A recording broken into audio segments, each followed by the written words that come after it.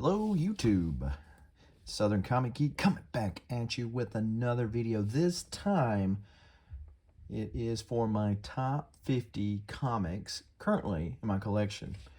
Now you might see some comics that change from time to time. They drop in and out of my top 50 collection just because what I'm feeling at the time. As collectors, our tastes change, what we're feeling at the time we read it. We see the cover.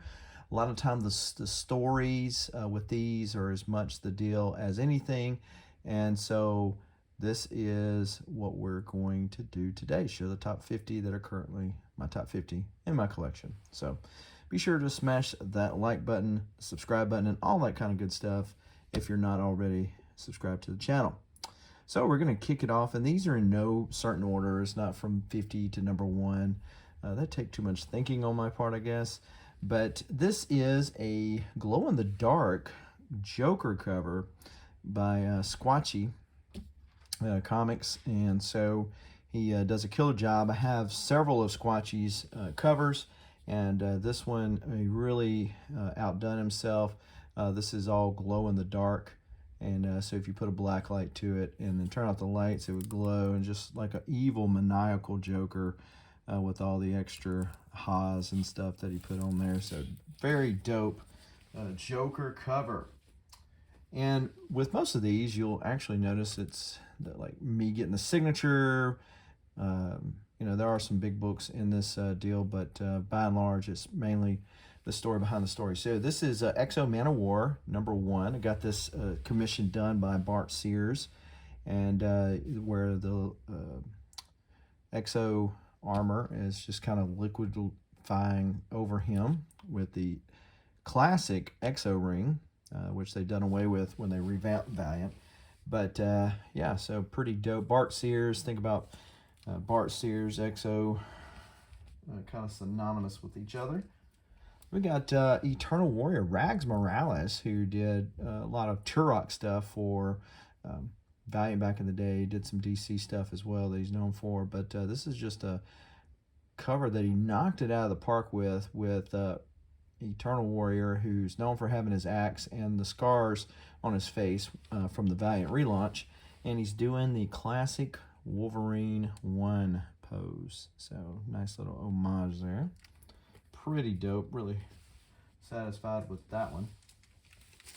And then this one is actually my first jam piece that I ever done. I'd seen some other people do this, and I said, man, this is a very novel concept and an inexpensive way to get a lot of art in a little area. So generally these are referred to as like remarks, and so I was able to get, this is Pat Broderick's Green Lantern. Isaac Goodyear did the Wonder Woman. So this one was actually done last on the front cover, and so notice how you utilize the blank area right there to fill in that. That was great.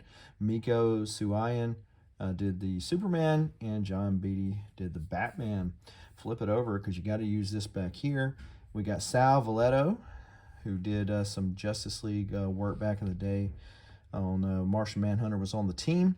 And then also we have Plastic Man. So I had originally intended Firestorm to be who Pat Broderick did. That didn't happen. He decided to change it. What are you gonna do? So I was gonna get Banks to actually do the Green Lantern, and so Sal had come over a little bit far. So I thought about Plastic Man, and Banks were just knocked out of the park. Who's known more for his Green Lantern stuff. And then Mike DiCarlo did Flash down here lastly on this one. So pretty dope little jam piece. Probably going to be in the next year doing a lot more of the jam pieces. This is the Valiant Sneak Peek book, and it is signed by Jay Lee, who did the art on the cover and throughout. For those of you that are familiar with this was done and released at a con, essentially to and there were only 100 of them. This is number 52 of 100. And this was done to basically torpedo Dinesh's attempts or success in relaunching Valiant. So long story short, finally got past all that and launched anyway. Then we've got X-Men 112. This is an awesome George Perez cover. And I got Jim Shooter to sign it. I'm going to get Claremont to sign it. The plans are to get Claremont to sign it sometime this year. And George Perez signed it as well. So this is my birthday, one of my birthday books. So it was released in August of 1978.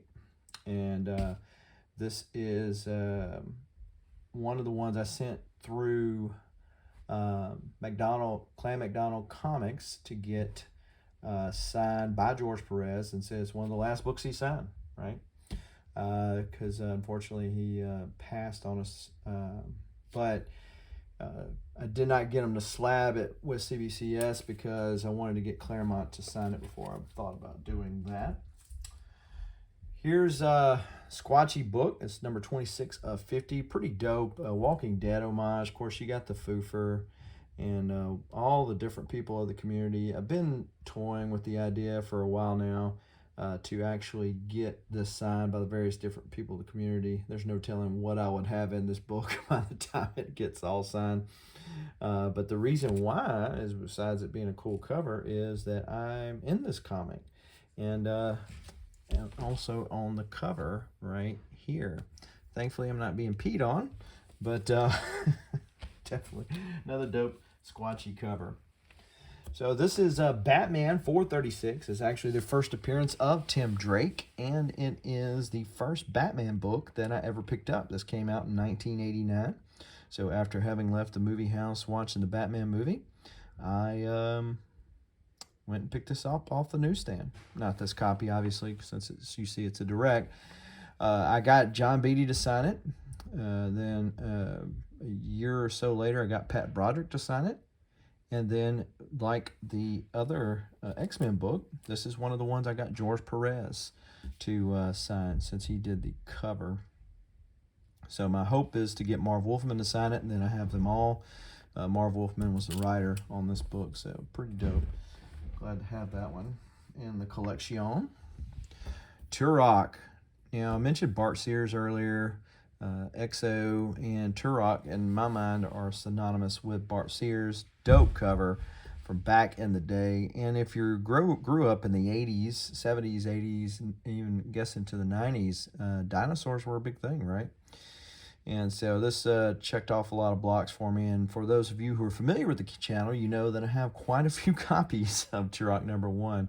I don't generally pay a lot for them. You can go on eBay and find some sap sucker that's trying to get somebody to pay $100 or whatever for a copy of Turok number 1. Generally, I find them in dollar bins and rescue them from there.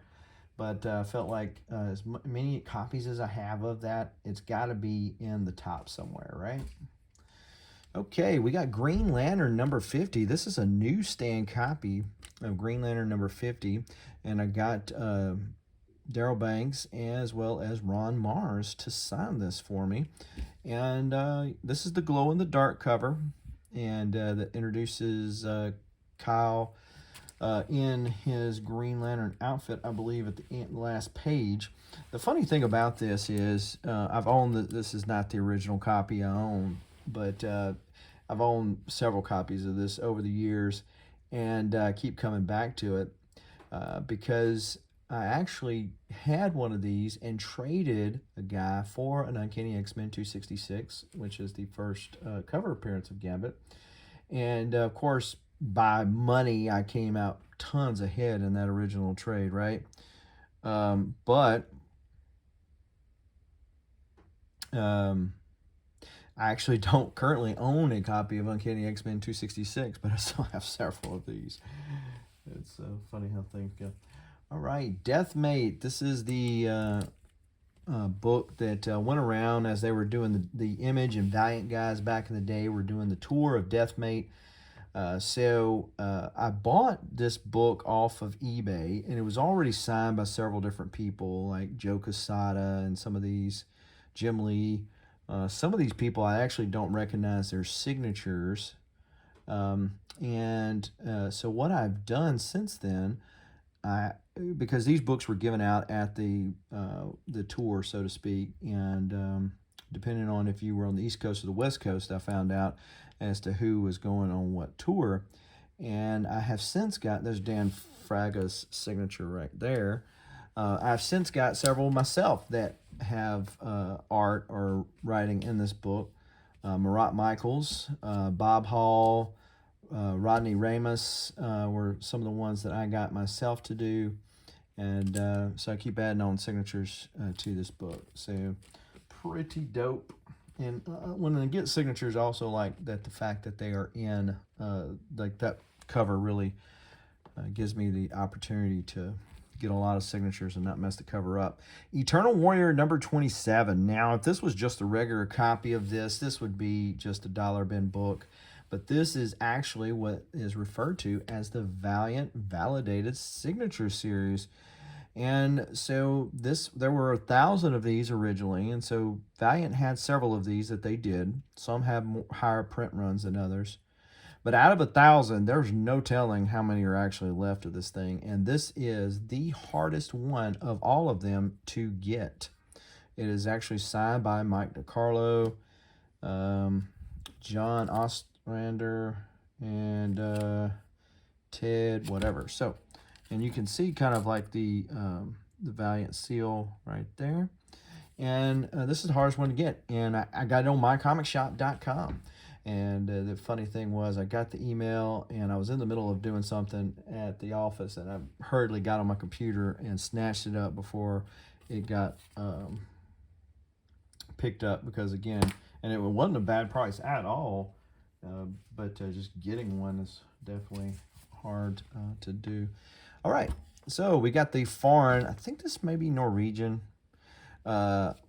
King Size Hulk number 1.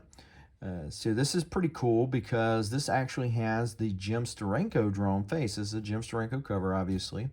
But for those of you who know, Marie Severin redrew the head, similar to the way Romita would redraw the face on Hulk for Hulk 181, because they said they didn't like the way it looked.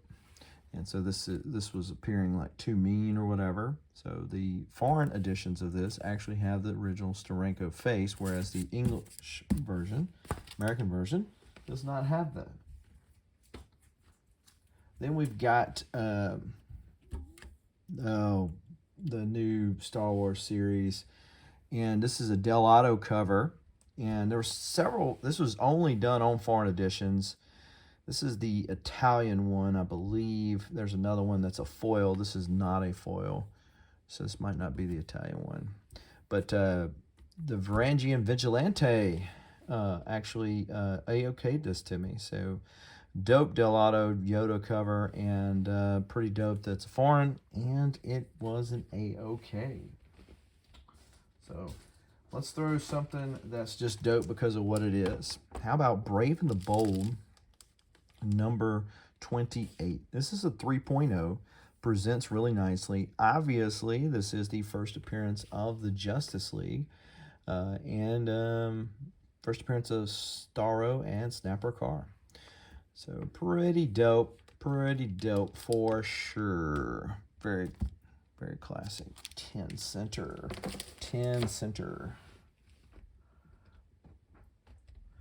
Just about any time that I do a favorite of video, this book shows up. This is a sketch cover. Of course, you got Captain America and Hitler looming in the background, done by Alan Bellman, that I got done back in November of 2019, and had a very good conversation with him. And of course, a couple of months later, in the next year, he passed away. So not going to get any more of these, and just the memory of getting this, ordering the sketch from him and picking it up and all that kind of stuff was definitely puts that one on the deal. And I'm not even that big of a Captain America fan. It's just the history of it. He worked at Timely with all the greats, and pretty dope. All right, Iron Fist number 14, signed by the man Chris Claremont. That's right, and this is the first appearance of Sabretooth. And it's only a 6.5, but it is a white pager. It's a CBCS slab. And I bought this book and the whole set of Iron Fist, actually, from eBay. and they I only had like less than $20 in each one of them. Got it pressed and got it signed by Chris Claremont and got it slabbed. So pretty dope, pretty dope. Love that cover, and the fact that I got it for so cheap is also really cool, really cool. So Louisville Galaxy Con was probably where I really started getting a lot of sketch covers. Where I got the Bellman sketch. This is also where I got this sketch right here, Bloodshot #1. And this is done by Tim Seeley on a recall cover. So it's really smooth, and so it's hard to mat out. But he actually did a great job on this, mainly known for his writing, and he actually wrote this story.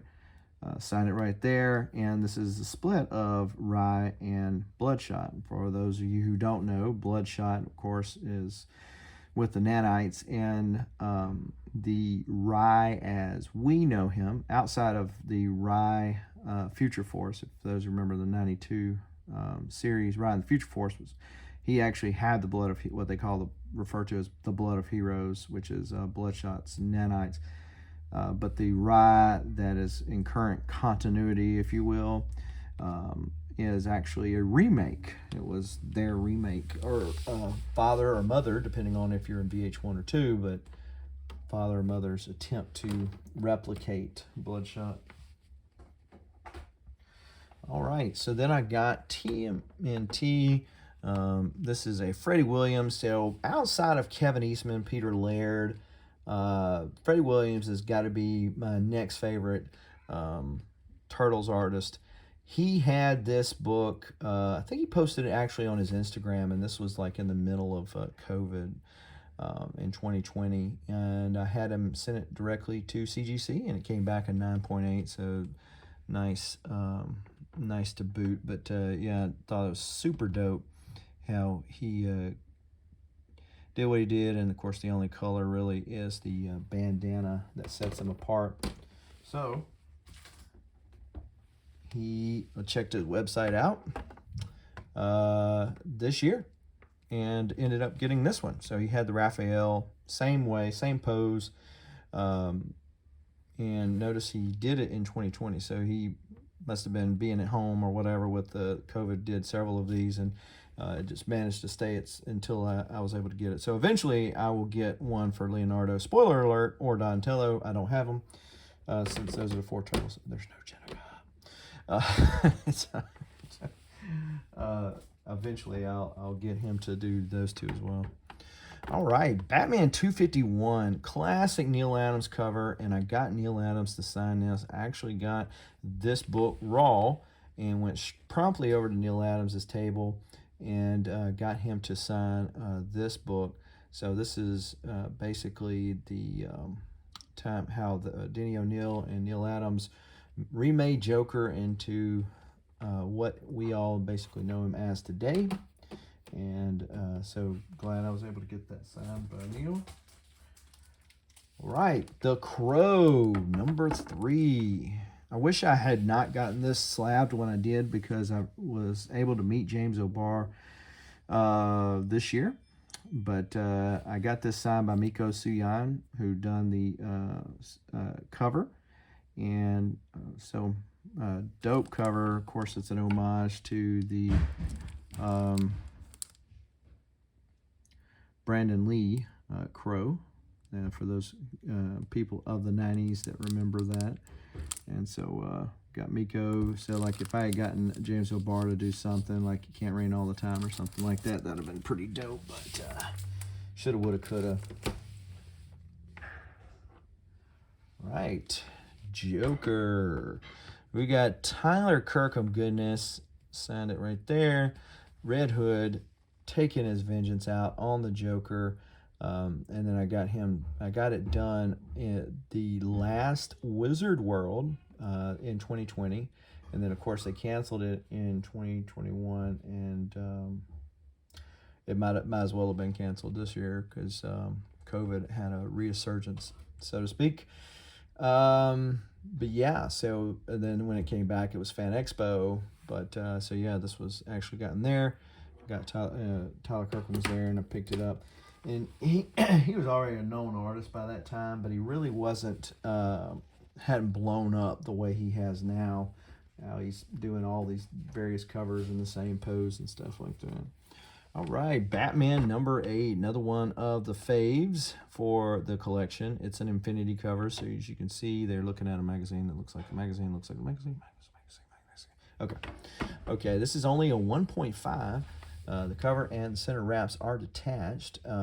Piece of tape attached in, but it is complete. And I originally was going to buy this of a guy off of YouTube who, as some people had the unfortunate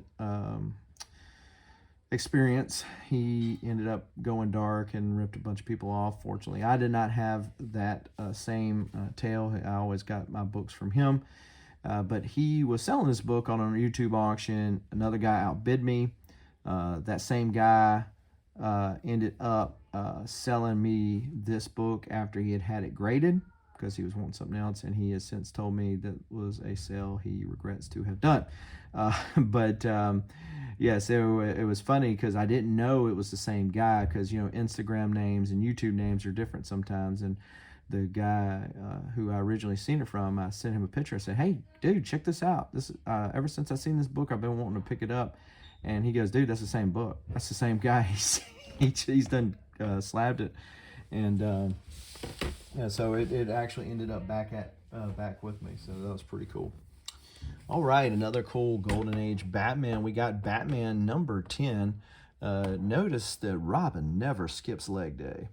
But this is a really cool Catwoman appearance in new costume here. Batman #10 from April of 1942.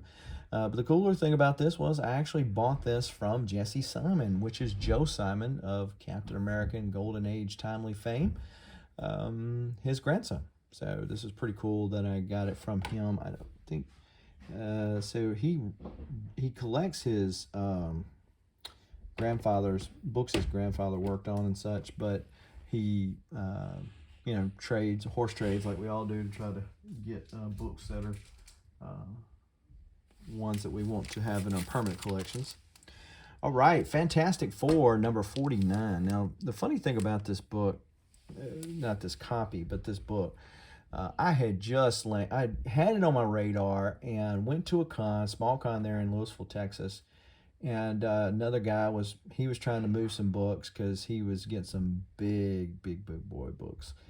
And so he made me a super sweetheart deal. And when I got home, I said, "Man, I really need to sell some books because my daughter was getting married and I need to really move some books."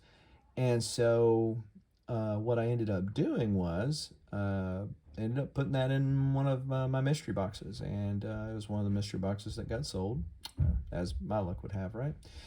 But somebody else was blessed with it, and it was like a 4.0, I think, like that. But Dustin from Two Brothers Comics had this book, and we were able to come to a deal on it. So this is the first cover appearance of Silver Surfer and Galactus. I'm on this Silver Surfer Galactus kick.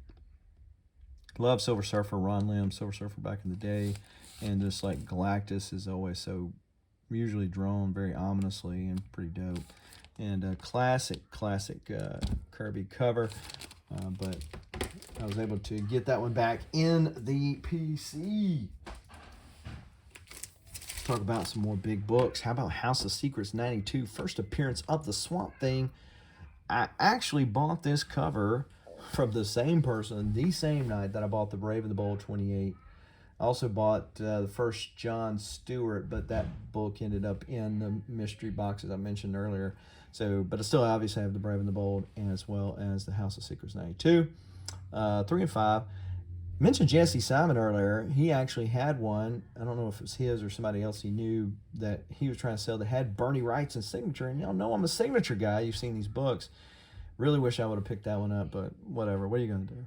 And for those of you who don't know, Louise Simonson was actually the model for this. So Louise Simonson of X-Men, X-Factor fame was actually the model for this lady here. And so pretty dope, pretty dope. let's go with X Factor number 68, signed by the man Chris Claremont, Bitter Sacrifice. So this is the story where, well, one, Apocalypse dies, right? But yeah, baby Nathan, or Nathan Summers, aka Cable, is sent into the future.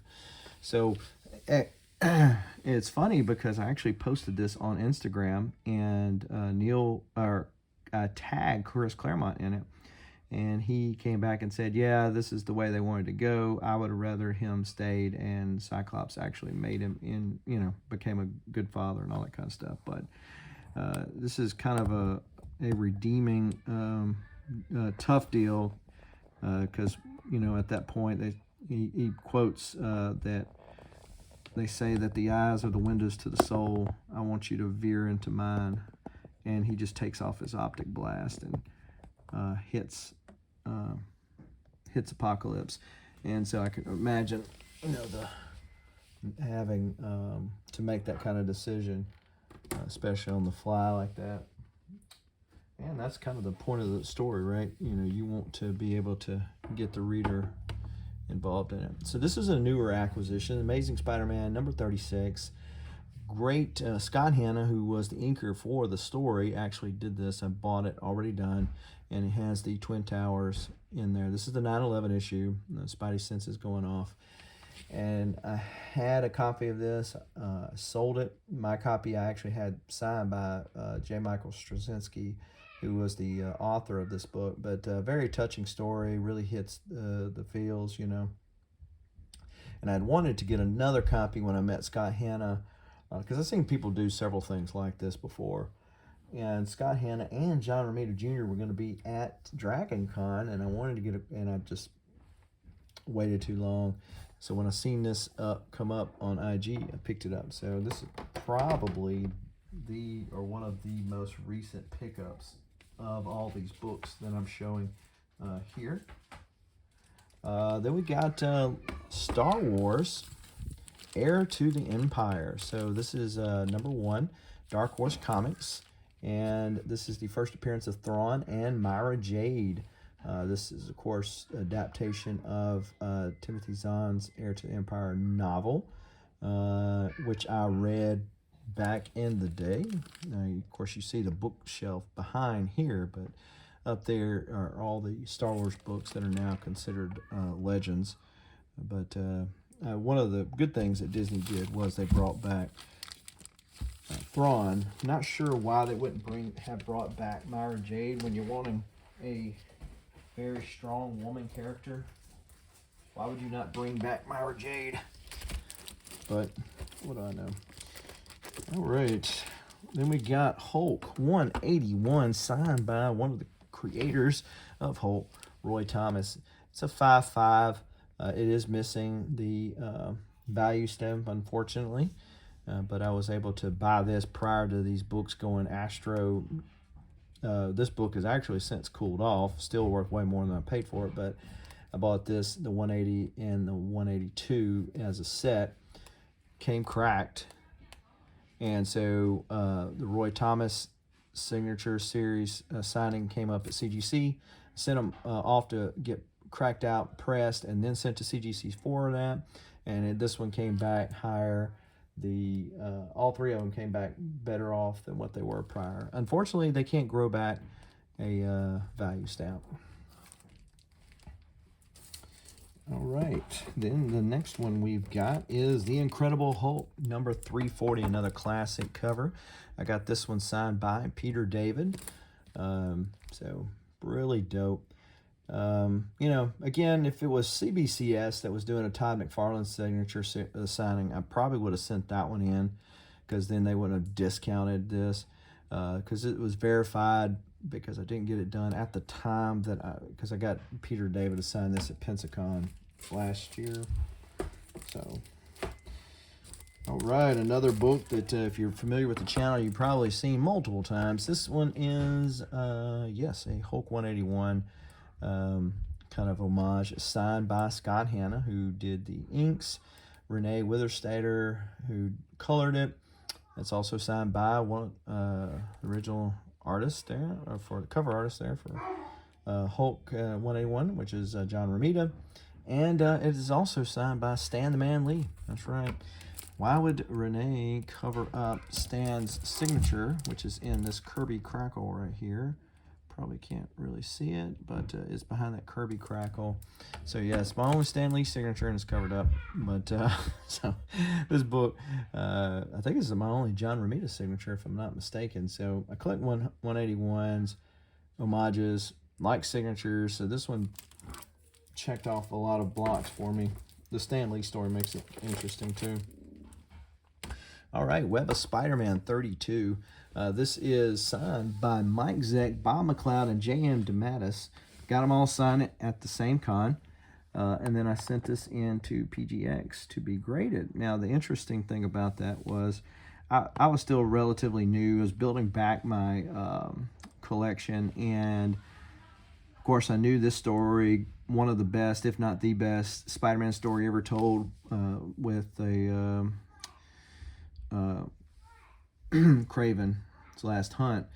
And so I bought this book off of eBay, and I don't even remember them mentioning this, but come to find out it was a Mark Jewelers, and so they denoted that up here. But I never even opened the book. As soon as I got it in, it was like I threw it in the box and was off to GalaxyCon with this book to get signed, triple signed. So got it all signed, and there you go. Dope cover there. Then we've got Weapon X #1. I got this signed by Larry Hama and Adam Kubert. Every kid of the 90s, especially those who watched the animated series, were Wolverine fans, right? And so Age of Apocalypse was just the best crossover story ever. And I'm sure that people would fight me over that, depending on if what their age is. But it has definitely got some good writing and some good art, with the pair that I just mentioned having signed this. So I got them to sign it 2 different times, 2 different cons, and got this slabberooed up. But one day, hopefully get some original art from one of these. This is a 4-part series. The Wolverine title became at Weapon X, for those of you who don't remember. But yeah, it's definitely a cool deal. Then we've got Archer and Armstrong #0. This is the gold edition, and it is signed by Barry Windsor Smith and Bob Layton. Now, Bob, he's pretty prolific on his signatures. You can get a lot of those. But Barry Windsor Smith, autos are hard to come by. And so I managed to get that on the raw. And there you go.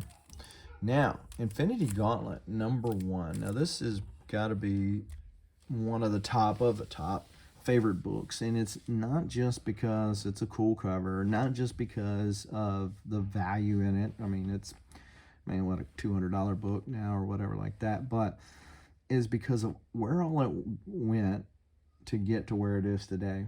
So I bought this book raw and got it signed by Jim Starlin and Joe Rubenstein at that same GalaxyCon that a lot of these books came from. And I had it raw, and it was fine. Now, my original copy of this has a horrible tape pull story that the tape got caught on the book and it tore it down here, and I'd always noticed the white down here, and it was horrible. So when I got back into collecting, I picked up a new copy, and again, just got them signed by the 2 I mentioned. So when the George Perez signing came up with Clan McDonald Comics, you saw some earlier ones in the stack that were signed by him, but they came back raw. Well, I chose to have 3 of them, 2 of which I still don't have. There's another story with this one. But this one I got back. So I had it pressed, sent to them, and George signed it right here. So again, one of the last signed books that he did, and it came back a 9.8. So it was amazing that it went through all that and still came back a 9.8. Now, the reason why I have this one and not the other 2 that I ordered is because they accidentally marked Express. And so CBCS sent it back to him, and then Clan McDonald accidentally went ahead and sent it back to me instead of holding it. So I'm not even supposed to even have this book back yet, because I still, to this day, almost a year after that signing, do not have my other 2 books, but I do have this one. So a lot of story there, a lot of story. And, you know, ultimately, you ought to be collecting because that's the story and the fun and the hobby. Don't collect because of value, because you'll end up getting burnt when markets turn south. All right. Invincible Iron Man number 55. I bought this book off of Instagrails on Instagram, and looking at the book, I said, man, there's some vast room for improvement. So I want to get it signed by Jim Starlin, because Mike Esposito, Joe Sennett. I don't think Mike is still alive. I know Joe's not. So this is first appearance of the Blood Brothers, first appearance of Drax, and also first appearance of Thanos. And so I got Jim Starlin to sign it. I got it cracked out, pressed. I said, yeah, I'm going to get a grade bump on top of it being signed. Unfortunately, that's not the case, because it was a high. It came back. It was a CGC, so you can make the argument that maybe CGC did not grade it as tough, but it came back a lower grade than what it did previously, even though it's signed. So, you know, hey, what are you going to do? All right, Hulk 393 foil, also an homage to Hulk number 1. This book is signed. I got it signed by Peter David, Memphis Con back in 2019. And yeah, I thought you had to, if you got something signed, you got to have it graded, right? Well, I've since figured out that's not really the best way to do, especially if you're going to get a lot of books signed, which I typically do. But as luck would have it, it did come back a 9.6, even though I never pressed it. Not that I think with it foil like that I would be able to get a 9.8, because, you know, if it gets a defect, it's not going to do out, just having to look out that way. But the thing with this book is my original copy, I bought it at a comic shop at a 2-story mall, and I was in the 2-story mall and leaning over the rail and dropped this book, and it hit the ground. Managed to go down there and get it, and it was bent. So it was, again, a bane of my original comic collection's existence that this one had a big dent up here. So, again, a lot of what we collect is nostalgic in nature. So I was able to get that and get it signed by the writer. All right, what's the first appearance of Wolverine? You thought you had already seen it. No, this is Foom 2. Great Steranko cover. So inside of here, a kid sent in an idea for a character named the Wolverine, who had regenerative powers, who had claws, all that kind of stuff. So anytime everybody goes the 180, 181 debate, I just say, it's Foom 2. What are you talking about? It's Foom 2, guys. So this is one that I bought already graded. It is a 9.6. It's qualified because of writing. There's a crossword puzzle that's already filled out in pen, so they qualified. But it's a green label, it's Hulk, so it kind of works, right? So hopefully I'm going to be able to get to meet Jim Steranko again and get him to sign it. I think I've seen him sign these like right here, so that'd be pretty dope. And I'll probably have it regraded, as much as I just have a disdain for the magazine cases. So do appreciate everybody for hanging out this far and hearing me ramble and show off some hopefully cool books. They're cool to me anyway. It is Incredible Hulk number 1. I was able to get what I feel is a deal. This is one now, because I've sold my X-Men 1. This is now one of the few coverless comics that I have. I have multiple times thought, man, I'm not really big on upgrading books. If I bought it, I've got it. I'm not really worried about it now. But this is one of the few books that I've thought about upgrading, because this is a reproduction cover. The coupon is clipped from page 12, but it does not affect story. And of course, that's why it presents so great, because it's a facsimile cover, a reproduction cover. So it's reproduced to look exactly like the other one did. But so it's only a 0.5, or like if it was somebody other than PGX, they would give it a non-grade. But if y'all have seen the prices of Hulks, despite what the market's done, Hulk 1s have not done that. So every time I think about upgrading this, I just look at this one and I look at the prices of the others and I go, you know, you're good enough for me, buddy. You're good enough for me. So we just roll with it, you know. I know a lot of people spend a lot of money and a lot of time just constantly upgrading books. And if you're chasing grades, I could really see it if you bought one that was just like beat to snot, or like, let's say you had one that was beat to snot when you were a kid, but you wanted to get a nice one. I mean, to each their own. I mean, if you Variant covers your deal, if Golden Age is your deal, so whatever, you know, collect your way, right? Two brothers. So let's collect my way. Speaking of my way, this is the first exclusive of the channel that I did. And it's a Hulk 181 homage. It's there were 50 of them. I actually only got 40. Jalzar kept the others. And this is number 1 of them.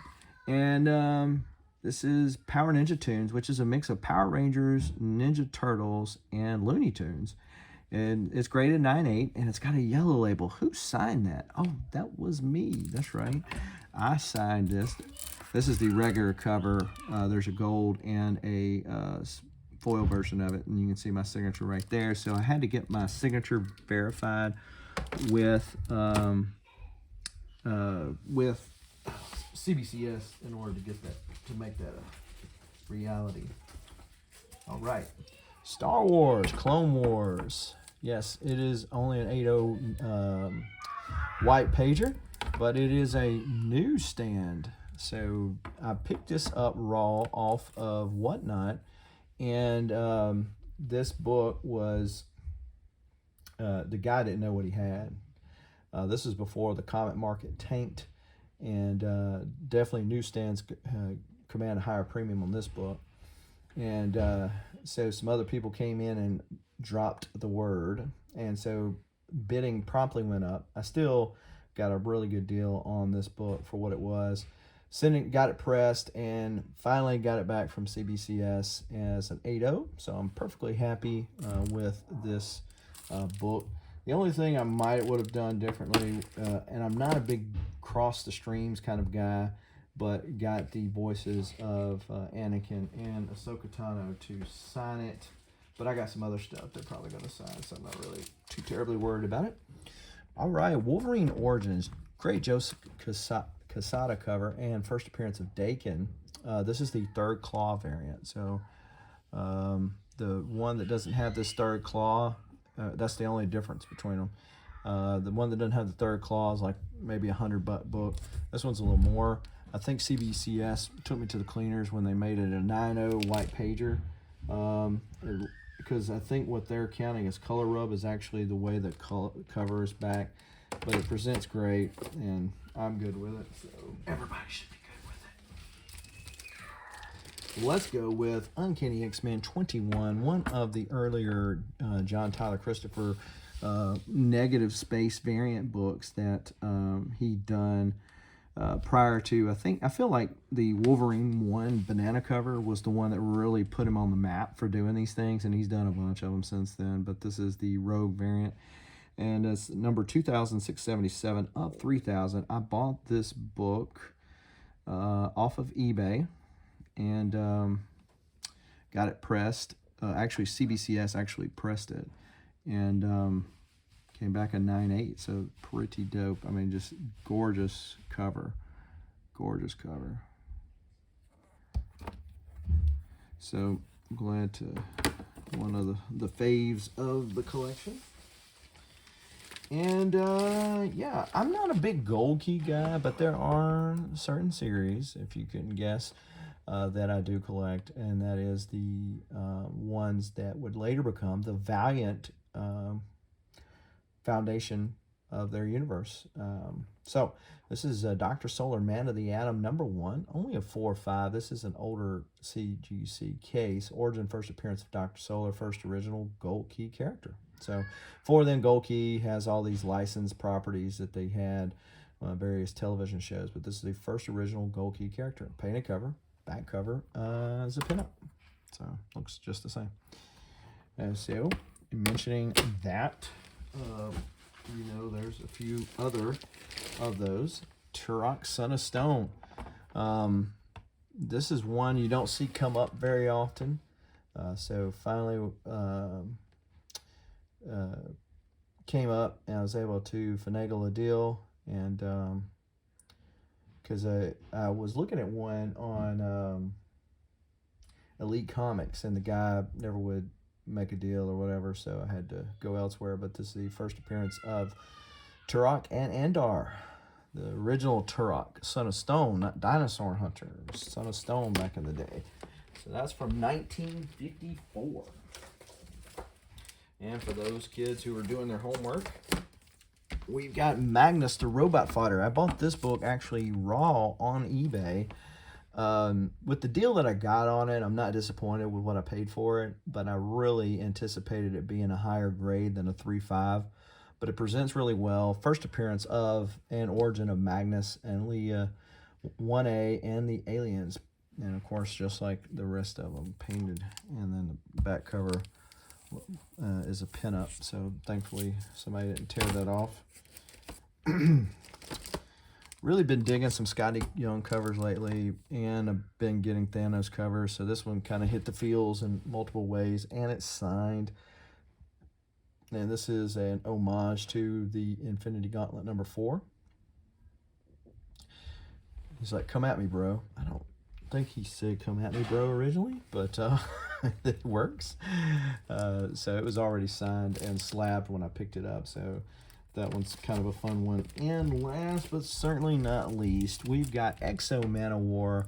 This is the metal cover. This is from the most recent Exo run, which is not my favorite. If you want to read a really good read and take a story and how writers can take a character and not destroy them, like some comic writers like to do, not make them idiots, but show that, hey, this person, like character development. And that is Exo Man-O-War Volume 3, which was done by Robert Venditti. It's a 50-part series.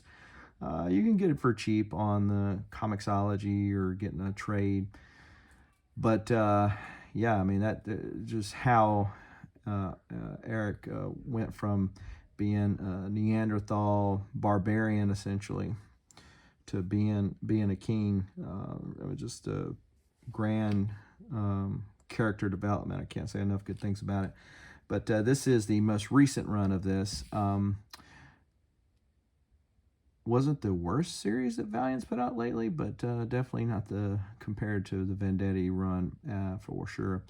But this is the metal cover. I think it's a 1 in 250 variant. I picked this up on Shortboxed. It's a 9.8, so pretty dope. So that's it, folks. Having 11,000 plus comics and trying to figure out which ones are your favorites is a harder challenge than what you might imagine.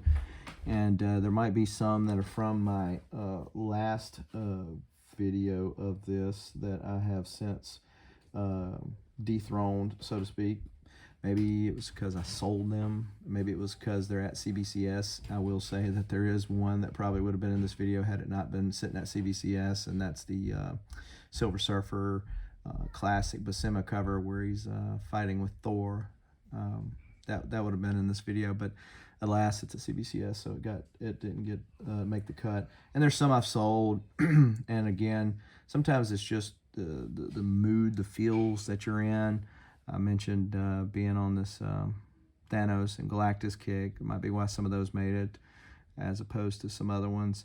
And then the story behind it. So that's my top 50. And I know that as the year winds out, as the time of this video, nearing the end of 2022, I know you'll see a lot of these top 50 videos. Feel free to let me know in the comments below if you find one that I need to watch, because I always like peering into the site of somebody's collection and kind of seeing what floats their boat, or really hearing these stories. I could see these books all day long. A lot of these books y'all have seen. Some of these books you might even have.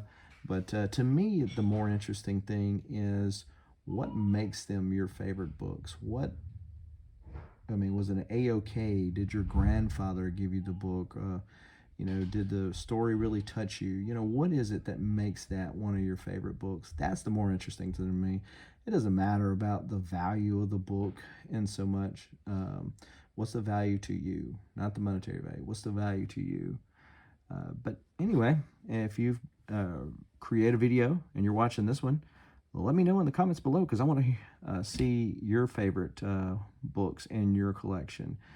Be sure to smash that like button if you haven't already. Subscribe to the channel if you haven't already. And as we wrap up this 2022, hopefully you've had a good one. And if not, hopefully 2023 will be even better. So until next time, keep reading, keep collecting. Adios.